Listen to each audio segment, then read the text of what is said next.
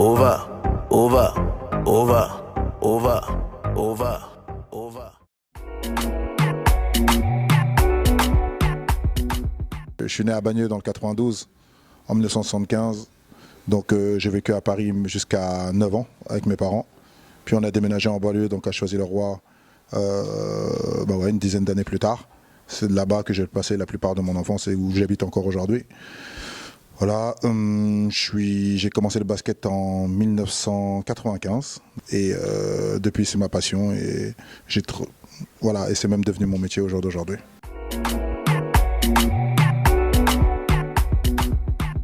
Bon, c'est simple en fait, moi je suis donc de cette génération en fait des années 90, donc très basketball, l'arrivée de Jordan. Donc j'ai essayé pas mal de sports avant le basket, donc qui m'ont pas vraiment plu ou alors j'excellais pas spécialement. Et quand j'ai découvert le basketball aux États-Unis, donc en 91, grâce à mon oncle, en fait, donc j'étais là-bas en 91 pour les vacances à New York. Et puis bon, j'ai connu en fait les finales NBA en 1991 et c'est là en fait que j'ai commencé le basketball. Et donc le nom K54 vient tout simplement de l'adresse de là où j'ai fait. L'adresse en fait de là où j'ai fait mon premier tournoi, c'était le 54 Quai Michelet. Donc moi j'ai toujours eu en fait cette envie de donner un nom français, en tout cas à tout ce que j'aurais créé, et pas forcément un truc anglophone qui ferait entre guillemets fake pour moi. Tu vois ce que je veux dire? J'ai regardé l'adresse, ça m'a amusé, et puis j'ai fait un jeu de mots avec, au lieu de dire 54e Michelet, j'ai gardé Quai, et j'ai fait Quai 54, je trouvais que ça sonnait bien. Et donc voilà, jusqu'à aujourd'hui, c'est le nom de mon événement.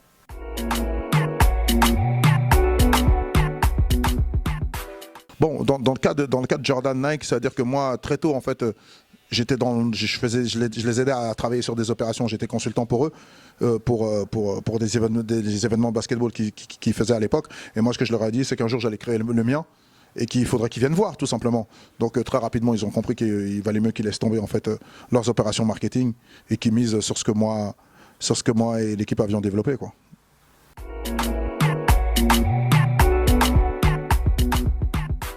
Quand je dis l'urbain sans être ghetto, c'est-à-dire que quand les gens viennent au Quai 54, on ne vient pas voir le ghetto. On vient voir un milieu urbain, on vient voir beaucoup de noirs, il n'y a pas de problème, on vient voir... Mais tout le monde est le bienvenu en tout cas à cet événement. C'est-à-dire on essaie d'être le plus proche en tout cas de nos réalités et de ce que nous sommes, tu vois. On essaie d'être le plus authentique possible parce que c'est ce que les gens ils confondent entre urbain et ghetto, tu vois ce que je veux dire. Ghetto, ça veut dire que c'est malsain, tu vois ce que je veux dire. Nous, ce qu'on fait, c'est sain, on essaie de donner pas mal de conseils à tous les jeunes, leur dire voilà, vous voyez, c'est des choses qui sont possibles, montrer une image positive aussi des jeunes de banlieue qui ont grandi en banlieue et que, tu vois, aujourd'hui, on retourne encore au centre de Paris, tu vois ce que je veux dire, à la Tour Eiffel. Montrer qu'il n'y a pas qu'un côté négatif, en tout cas de ce que les gens imaginent tout le temps de ouais, la France nous rejette là. Non, c'est pas vrai. Ça veut dire qu'à partir du moment où tu es structuré et que tu travailles correctement, tu auras ta place, tout simplement.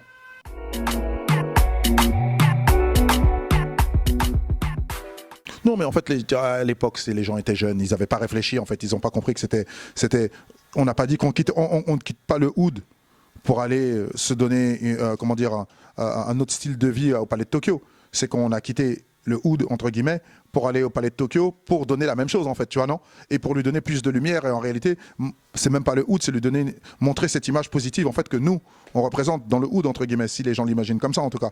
C'est-à-dire que là, on se retrouve sur la Tour Eiffel, ça restera toujours hip-hop, ça restera toujours animé par Mokobe, ça restera toujours, je sais pas comment te dire, authentique, tu vois ce que je veux dire? Ce qu'il faut pas perdre, c'est l'authenticité. L'authenticité, le plus important, c'est où que tu ailles, que tu restes authentique. À partir de ce moment-là, tu vois, Virgil Abloh, tu le vois aujourd'hui, c'est un designer, il vient de faire des trucs pour toutes les marques, tu comprends ce que je veux dire? Le gars reste authentique, il reste fidèle à ses codes.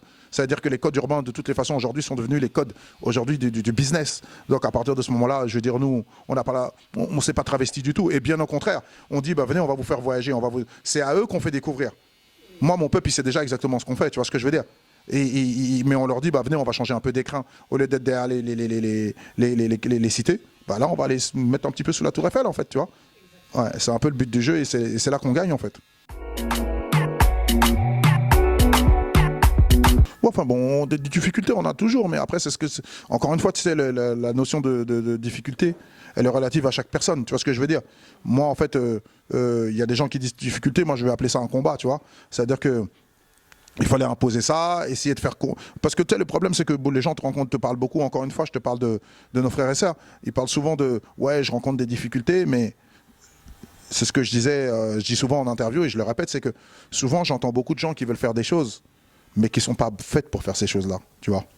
Et ne sont pas bien entourés, tu vois ce que je veux dire. Et la recette du succès, les gens, il faut qu'ils le comprennent, c'est que déjà, c'est d'avoir une bonne équipe. Moi, j'ai la chance d'avoir cette bonne équipe et j'ai su m'entourer.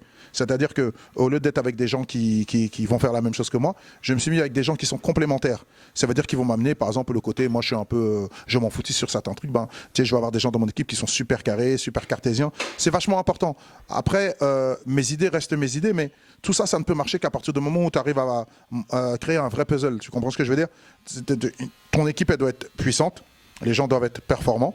Ça, c'est la première chose, la première chose qui est importante. Et la deuxième chose, comme je te dis, c'est, je sais pas, en fait, c'est comme si demain je te dis que moi, je veux avoir une belle voix et chanter et commencer à te dire, ouais, je vais aller enregistrer un disque. Ben, si t'es pas objectif sur tes capacités et ce que tu peux faire, très vite, tu vas te tromper. Tu vois ce que je veux dire? Et il y a des gens en fait qui insistent, tu vois, malheureusement, tu sais, je suis producteur de musique aussi à côté, donc j'ai des artistes entre guillemets qui marchent plus ou moins bien, disques d'or et des disques de platine, donc c'est plutôt agréable. Mais ça a mis du temps, mais par exemple, je savais qu'en fait que je me trompais pas, je savais qu'ils avaient du talent. Et que peut-être maintenant il fallait travailler autre chose, c'est-à-dire l'image, peut-être aussi le timing auquel ils étaient arrivés, peut-être que c'était pas le bon, tu vois ce que je veux dire. Mais je vais jamais prendre un artiste que je pense quelqu'un qui n'a pas de talent pour dire demain on va réussir, bon, entre guillemets, hein, parce que tu en as aujourd'hui pour moi qui n'ont pas de talent qui réussissent, mais ça encore, ça reste encore subjectif parce que c'est mon point de vue à moi, quoi.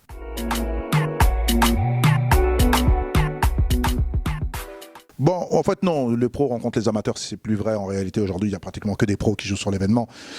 Ce que je voulais, c'était donner la possibilité à tout le monde de pouvoir participer à cet événement. Alors, au début, c'était des pros qui venaient avec leurs potes amateurs. Et plus petit à petit, avec comment dire, la compétition internationale qui est venue au K54, qui ramenait des équipes de plus en plus fortes, bah forcément, tu vois, et le niveau est monté, donc forcément, de moins en moins d'amateurs ont la possibilité d'y participer. Mais bon, ça fait partie du jeu. C'est-à-dire que les amateurs ont toujours leur place aux phases qualificatives. Qui que tu sois, tu peux y participer. Si tu gagnes, bah voilà, tu pourras dire en tout cas, j'ai réussi à battre ces gars-là pour être qualifié pour l'événement. Si tu gagnes pas, tu sauras aussi pourquoi, parce qu'il y en a pour qui c'est de l'amusement et pour d'autres c'est le métier.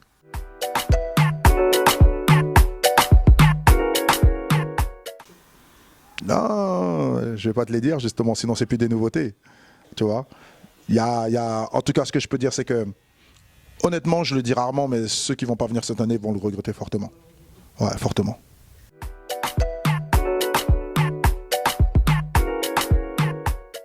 Franchement, si je te dis la vérité, je m'en fous un peu en fait.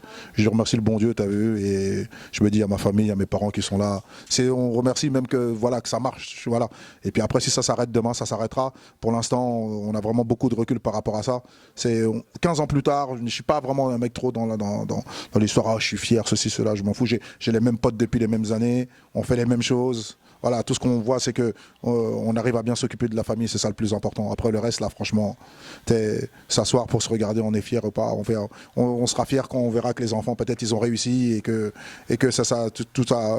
On est content. En fait, la fierté que je vais avoir, si tu veux, c'est que mes parents, ils me regardent d'un bon œil. Voilà, c'est ça ma fierté. Je suis content de voir dans les yeux de mes parents qu'ils sont fiers de moi. C'est ça, voilà. C'est ça la vieille fierté. Mais moi, à titre personnel, j'ai pas plus de fierté que ça en me regardant. Je me dis que j'ai su travailler correctement. C'est le résultat d'un travail, Dieu merci.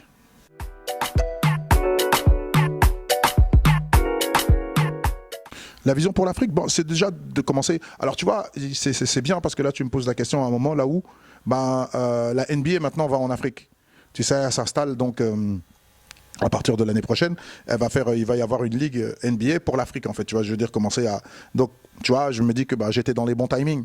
Ma vision pour l'Afrique, c'est déjà de reproduire en tout cas ce que j'ai réussi à faire en France, c'est-à-dire de ramener ce côté entertainment, s'amuser, essayer de faire rêver les jeunes, tu vois. Et puis les sortir de leur quotidien, comme on a réussi à le faire avec les Parisiens. Donc le Parisien est difficile déjà à convaincre. Bon, ça sera quand même un challenge beaucoup plus cool pour nous en Afrique parce que les jeunes ont besoin de ça et puis c'est une envie en fait, tu vois. C'est-à-dire qu'à un moment, tu as vu, on a fait ce qu'on avait à faire ici. Maintenant, on essaie de retourner chez nous et puis de développer aussi des choses parce que sinon, voilà, je suis un homme de challenge. Sinon, je vais m'ennuyer à un moment si j'ai pas des nouvelles choses à faire. Et voilà, en l'occurrence, ça c'est les prochains buts, quoi.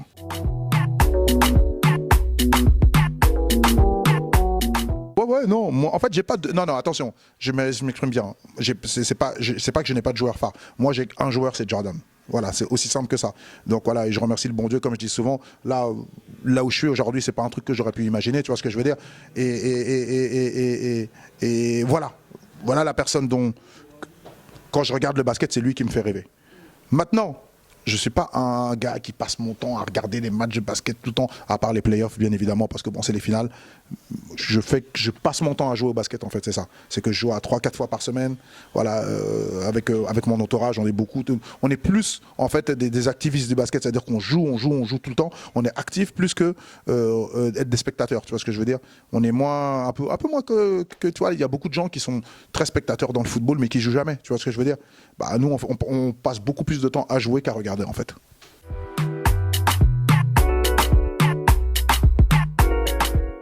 Ah, clairement. Je dis clairement, ça fait partie de mes points forts.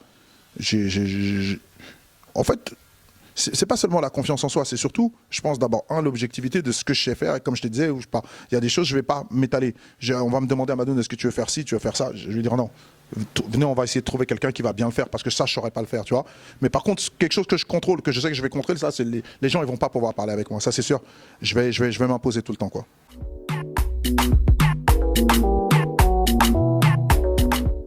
Non, mais s'il y a un jeune qui subit la censure, en fait, de la famille, des amis, il faut déjà qu'il réfléchisse pourquoi. C'est la première question. Parce que quand tu reçois la censure des parents, après on a tous voilà, je veux dire, à 10, 12 ans de différence, en vérité, ça ne change pas grand-chose, tu vois. Nos parents, ils veulent tous qu'on aille à l'école, qu'on suive un cursus scolaire classique. Et tout ce que je fais aujourd'hui, c'est pas un truc que ma mère a imaginé que je ferais aujourd'hui. C'est même pas un truc sur lequel elle m'a encouragé. Si, elle m'a encouragé quand elle a vu que ça commence à marcher, tu vois ce que je veux dire. Mais c'est pas un truc, c'est pas des choses que tu pouvais leur expliquer, parce que toutes ces choses qu'on fait, ce sont des choses nouvelles, tu vois ce que je veux dire. Là, je prends l'exemple ça me fait rigoler, parce que je prends l'exemple de mon petit, le rappeur Nino. C'est la même chose, ses parents voulaient pas qu'il fasse de la musique, tu vois. Moi, je le connais depuis qu'il est tout jeune. Il était obligé de se cacher pour aller en studio, tu vois. Et voilà où il en est aujourd'hui. Moi, ma sœur Ami, en fait, qui fait du rap aussi, donc moi j'ai ma sœur qui fait de la musique, elle m'a pas dit pendant des années qu'elle faisait du rap, parce que pour elle, dans sa tête, ça allait pas passer, tu vois ce que je veux dire. Elle s'est dit non, mais vous allez pas accepter, et elle avait raison. À l'époque, on aurait eu l'esprit trop fermé. C'est-à-dire que en réalité, c'est l'ouverture d'esprit chez nos parents africains, entre guillemets, je dis ça, c'est pas qu'elle n'existe pas, mais ils vont te parler que des choses qu'ils connaissent. Tu comprends ce que je veux dire? Ceux qui connaissent pas, forcément, les gens, quand ils connaissent pas, ils disent bon, tu veux faire des tournois de basket, qu'est-ce que c'est que ça? Pour eux, ça n'a pas de sens. Tu vois ce que je veux dire?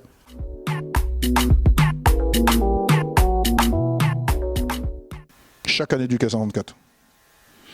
Chaque année du K54, il y a des moments clés pour le K54, mais chaque K54, pour moi, il a même l'année de l'annulation, il a son effet, en fait. Pourquoi? Parce qu'en fait, ça me remet des fois à réfléchir différemment, à apporter les choses différemment, à me remettre en question. Sauf que je pense que tous, ils ont leur effet. Les gens te diront ouais, le dernier K54, moi je te dirais le premier, en fait, il m'a juste montré qu'en fait qu'on pouvait faire ce que j'étais en train de dire. Donc c'était le moment de commencer et de développer. Deuxième chose, après on va dire le deuxième point, ça va être la première fois que je ramène une équipe internationale, que j'ai raison en fait de faire ça. Le troisième, c'est que Ludacris et Usher viennent en surprise sur le K54, tu vois, je veux dire, qui sont des moments, vraiment, là après le quatrième, c'est l'entrée dans Paris, donc le palais de Tokyo, tu vois ce que je veux dire. Le cinquième, après, c'est le Trocadéro, donc c'est un truc qui était inimaginable, là où tu te retrouves avec, entre guillemets, les joueurs NBA qui commencent à venir à Paris, l'annulation, tu vois, qui me renvoie dans le 12e, tu vois ce que je veux dire, avec tout ce qui s'est passé, avec toutes les histoires de terrorisme et tout, et qui te ramène à une réalité en disant, même si tu es arrivé très haut, tu vois, la place de la Concorde, là où personne n'a jamais été, tu vois ce que je veux dire. Vraiment, ils ont tous leur effet. Et puis là, maintenant, ça va être le retour à Paname, tu vois, le retour dans Paris, on repart dans Paris, et qu'en vérité, il n'y a rien qui est figé.